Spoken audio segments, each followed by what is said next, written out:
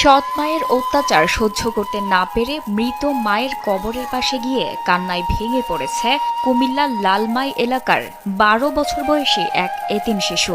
হৃদয় বিদারক এই দৃশ্য সামাজিক যোগাযোগ মাধ্যমে ছড়িয়ে পড়লে তীব্র আলোচনা ও সমালোচনার ঝড় ওঠে। কুমিল্লা নিউজ নামের একটি ফেসবুক পেজে প্রকাশিত ভিডিওতে দেখা যায় মেয়েটি মায়ের কবরের পাশে বসে কাঁদছে এবং অসহায়ভাবে বলছে, আমাকে নিয়ে যাও।